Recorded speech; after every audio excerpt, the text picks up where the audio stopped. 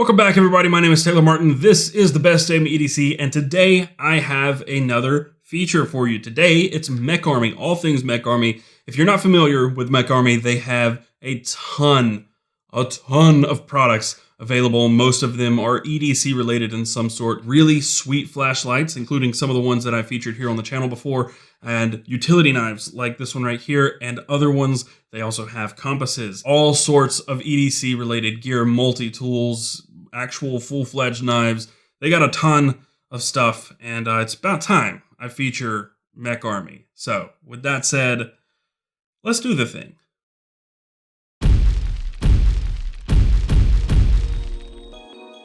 All right, here we are with an assortment of tools and items from MecArmy. They reached out and asked if I wanted to try out some stuff, and I said sure, but just send me a selection of things. I didn't pick or choose anything.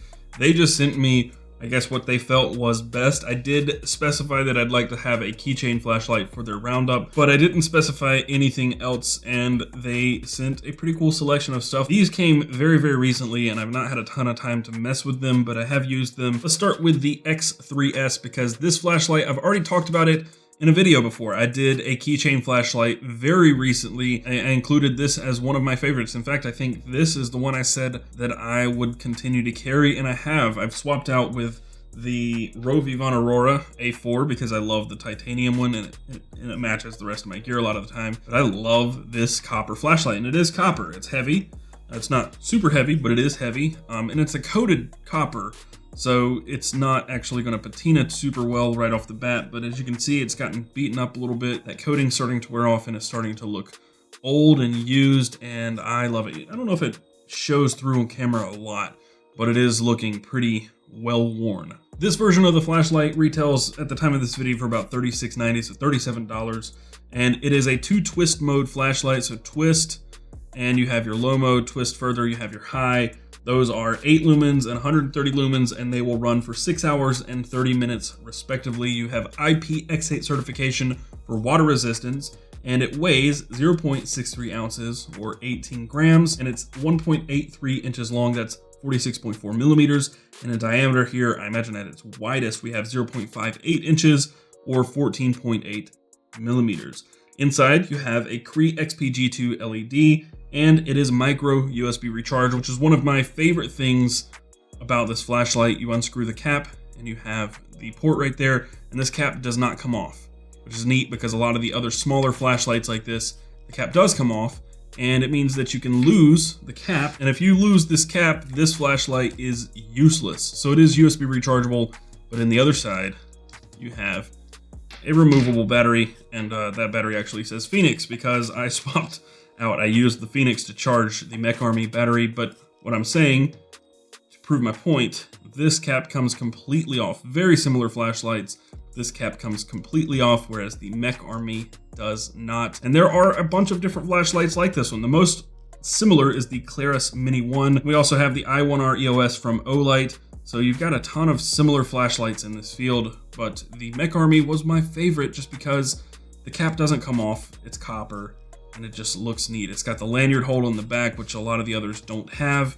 This is just a really neat flashlight, but it is kind of pricey at 37 bucks. But that is the X3S. There are many other versions of a very similar flashlight. You have the X2S, the X4S, and they're all just different materials. You've got steel, you've got brass, you've got a titanium one, I believe, but all pretty much the exact same flashlight. I really like the X3S. It's one that I carry probably more than any other EDC flashlight, just because I throw this on my keys or I throw it in my pocket organizer. It's just easy to throw in and forget about. And that high mode, that brightness mode, you got 30 minutes of runtime out of it, and it's plenty for just finding things. And if you don't need as much light, 6 hours at 8 lumens, that's just nice to have, just to find the doorknob, put your key in it, just whatever, you know, whatever you need for just a little lighting.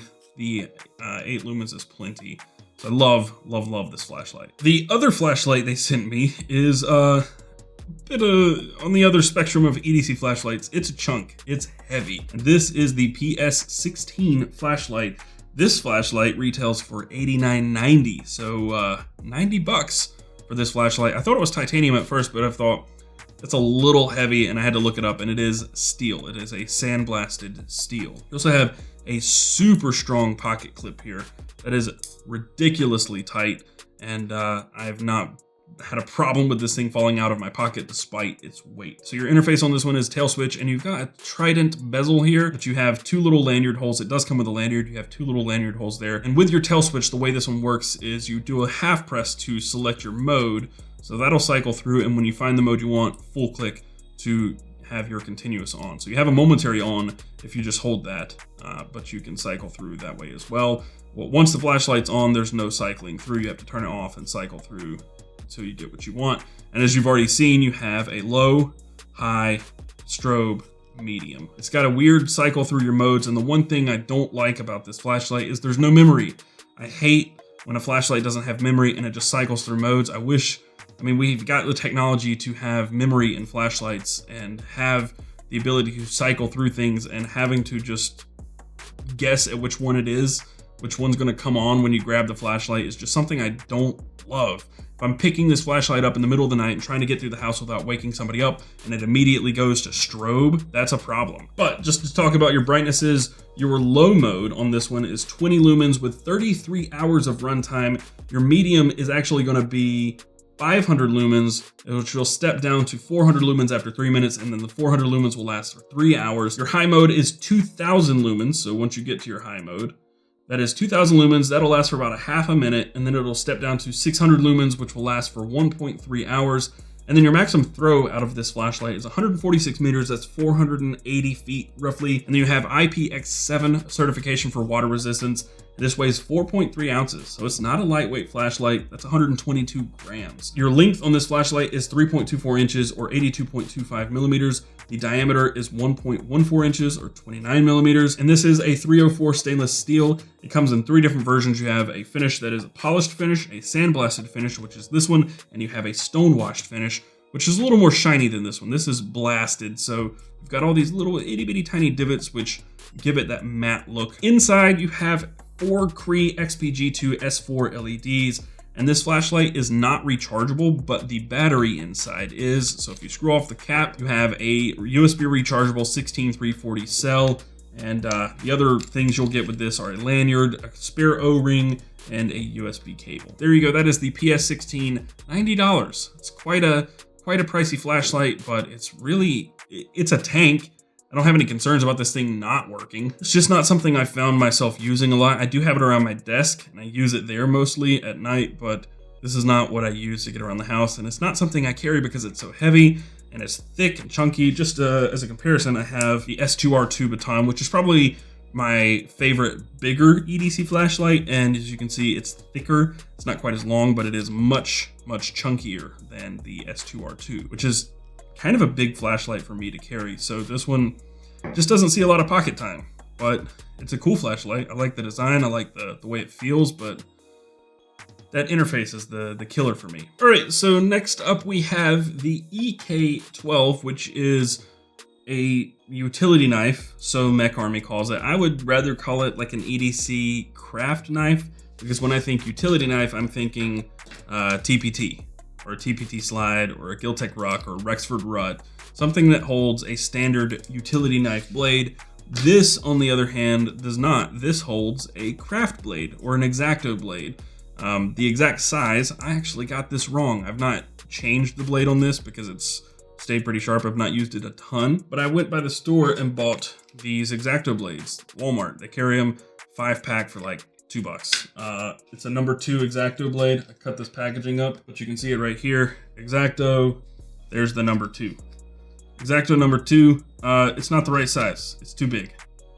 Too big. So this is actually a size smaller than the number 2. They say that is the OLFA KB4-S/5 blade size.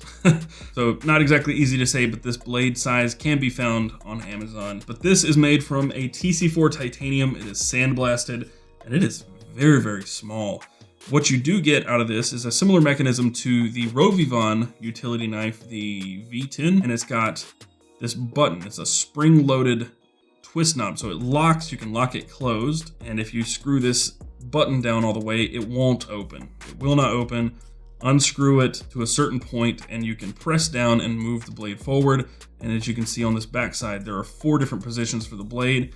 Push that button, it'll move to the next. Push it one more time, it'll move to the next. The problem I've been having with this knife is that the blade slips. So you obviously need to tighten it down, but you also need to make sure that the blade is fully in. So what happens is if you don't have it at this position where the blade is actually at its shortest, the cutting edge being exposed the least, if you don't have it there and you close the knife, what happens is it's very tough to see, but it sticks out. Maybe I can show you what I mean. Let me, it'll probably sink back in. So let me lock it down at that point. It's not a terrible thing, but it's just something to know about. That is not gonna hurt you. It's not cutting my finger, but it does catch. You can hear it cut. It's not enough to really do much, but you can see it's cutting the cardboard. I can put my finger there because it's not even really out far enough to cut all the way through the cardboard, but it will catch things and cut things. So it's obviously an issue, but it's not like the end of the world because this is not exposed enough to really hurt much of anything. You could even snap that end off and probably not care about it. But this button, what it also lets you do is you can extend that out and fully lock this down and use this knife. It is so small, it's really hard to get a purchase on it. And this blade is so thin and they're so cheap. They don't stay sharp super long, but also these break really easily if you put any side tension on the blade. So this is a very light duty utility knife. This is opening boxes, cutting off strings, very light duty stuff. But the upshot is that it just disappears on your keychain. So put it on this clip. This is how I carry it. So the benefit to having it on your keychain is that you can use your keys to hold this a little more securely. But again, even with it on your keys, it's a very light duty utility knife. But the way this works is to change your blade. All you need to do is unscrew this button. Once you get past the locking mechanism in the Chicago screw portion, it is just like the OLFA craft knife that I had in my utility knife roundup video, but you can choose which way the blade goes in if that matters to you at all. Like I said, it's made of TC4 titanium, and you actually have some slots here for glow dials or the tritium vials. You can put those in these little slots here. You've got 4 of them, and you have a paracord hole. They call this a hex bit driver. You could use a hex bit in there technically if you have a drive so small, because a 1/4 inch hex bit is this size. This is half that, so 1/8 inch maybe? Who has a drive, an 1/8 inch drive bit? I don't know. This is 2 inches when it's closed, that's 52 millimeters, 0.6 inches wide, and 0.4 inches tall. That is 16.1 millimeters wide and 9.2 millimeters tall. Your open length when the blade is out is gonna be 2.9 inches at its maximum, or 74.5 millimeters, and your weight is just 0.4 ounces or 2 grams. So, like I said, it does disappear on the keychain. You are gonna get very limited use out of this knife, but it is great for just very quick, light duty things. There you have it. That is the EK12 from MecArmy, and this one is $49.90. So about $50 for your tiny little titanium utility knife. Next up, we have yet another flashlight. It may not look like a flashlight, but I assure you it is. That's a little LED in there. And this is the CPL titanium watch band LED light. It's got a sexy name, but the way this works is this just slides onto a watch band. It'll work on anything 24 millimeters and smaller and under 4.5 millimeters. I don't know how big 4.5 millimeters is in inches. I've got really thick watch bands that are still perfectly fine to use this with. So this goes on a watch band. It doesn't have a lot of room to move around on this Zulu band. And I can't put it on this side because there are too many loops or buckles. So very limited on this, but you could put it on either side of one that's like a standard leather band. And you really aren't gonna use this on a bracelet at all. But these are made out of titanium. They say copper on the listing for this and the compass. So those are 2 very similar products. We'll come back to the compass because we have 2 compasses. This is the last 2 items. But this is $74.90, so $75 for a watch band flashlight. And to turn it on, you just double press, it'll turn on. You click to cycle through your modes, and then triple press to get to your turbo. Click one more time to get to your strobe, and then click to turn it off. If you double press, you'll get back to your low mode. That is 3 lumens, which will last 30 hours. 12 lumens is your medium for 14 hours. You have a high mode of 45 lumens, which will step down to 30 lumens after 2 minutes. That'll last for 470 minutes. I don't know what that is in hours. And then your turbo, which you triple click to get to, that is 160 lumens, which will step down to 43 lumens after 3 minutes. And that'll last for another 143 minutes. I really don't know that this is 160 lumens coming out of this thing. I mean, it doesn't look like it, but really limited in how you can point this. My hand is so big that it blocks most of the beam. I can do this, but then I feel like Spider-Man. But it really doesn't feel like 160 lumens because this is 140 lumens, allegedly. And this is supposed to be 160 lumens. So something's wrong. Maybe the battery in this thing is dead. They did send spares, but this is how it came. This is what it was like from the very start. And this right here is supposed to be 160 lumens. So I did swap out the batteries. They provided 2 sets when it came, and it's definitely a lot brighter now. However, it's really, really uncomfortable to use. I don't know if you can see that. I have to completely bend my wrist out of the way to use this on a watch strap. So I still think it's kind of impractical. And here you can see it next to the X3S. The X3S is the hotspot to the right. This is the flashlight on the watch band flashlight. Definitely a lot of spill, and it tends to get dimmer pretty quickly.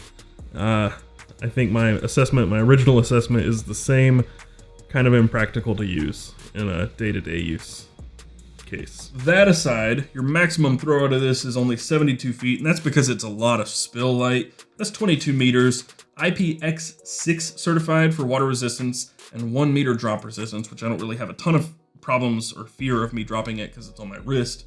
But inside you have a Cree XP-G2 S4 LED. I'm going to take it off my wrist because this is kind of hard to talk about. The length is just 1.1 inches or 28 millimeters. You have a little additional bump here because it's not a perfect square.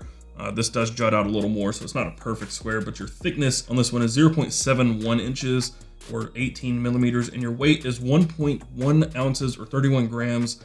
And inside, under these T6 screws, is a CR2032 battery. That's a standard watch battery, and you do get to it with your T6 or 4 T6 screws, and pretty easy to swap the battery out on it, but also I'm not a huge fan of the battery that's inside this thing, and I think this is a pretty silly product, to be completely honest, because like I said, I mean, I do have some pretty big hands. You get so much limited use out of this. This can be attached to a MOLLE system, they say that, or bags with a little specific strap. What is it called? Bag braid, which is similar to a MOLLE system.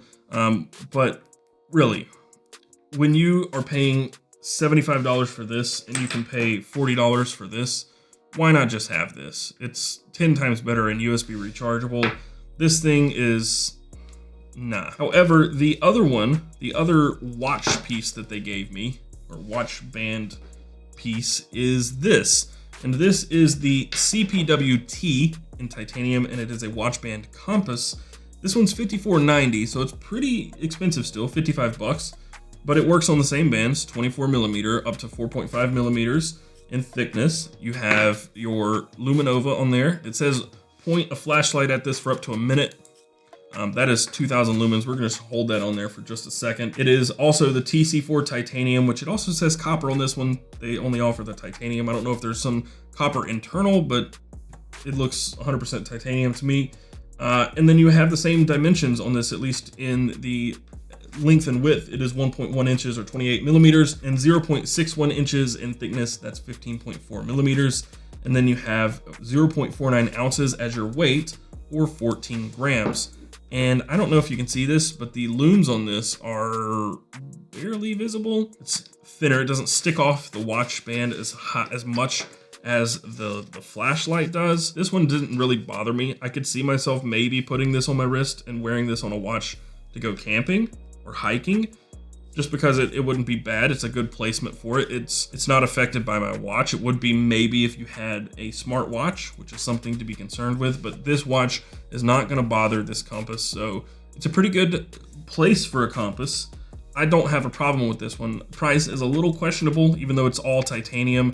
I would like to see maybe a stainless version or a copper version, which would be much cheaper, or a brass version, but I don't see one right now. It's just titanium. But I think this one is a better idea than a flashlight. This just seems like a novelty and not very bright and not very useful.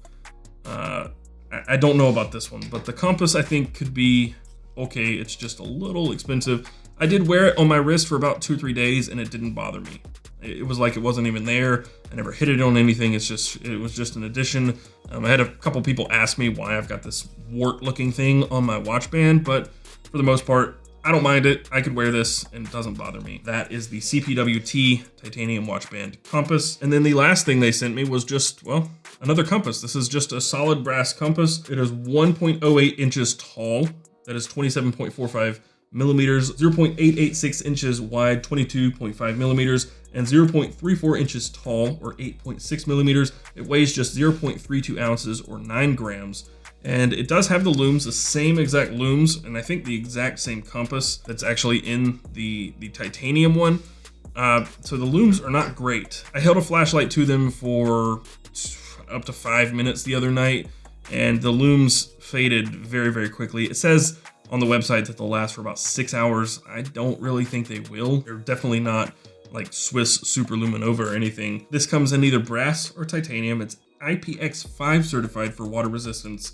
And then it does come with a beaded chain that you can attach to this and wears it as a pendant. But this is honestly something that I would probably throw in a little Altoids tin for a survival kit, which maybe people think those are dumb, but I wouldn't mind having just a little workable compass in an Altoids tin. But really, if it comes down to a compass and I'm gonna be out and about, like in the woods, I wouldn't mind having this one on my wristband, but this one definitely goes in a little survival tin or something because it's so small and compact. And there you go, compasses from MecArmy and all the other goodies. We've got flashlights, this one, and then this flashlight and a utility knife, all from MecArmy. There you go. That is going to do it for this video. If you found it helpful and you enjoyed it, hit that thumbs up button down below and subscribe to see more stuff like this in the future. Hit that notification bell so you're notified when I upload new videos. And if you saw anything in this video that you want to purchase or want to see more stuff from MecArmy, hit those links down below. They are affiliate links. That means if you click through and purchase anything, we get a small kickback, but it doesn't cost you anything extra. It's actually how I'm able to make videos like this. And if you want to help support us even more, go to patreon.com/bestdamnedc. Be sure to follow us around the web if you haven't already. We're on Twitter and Instagram at bestdamnedc. You can find me, Taylor Martin, on Twitter and Instagram at CasperTech. And until next time, carry on.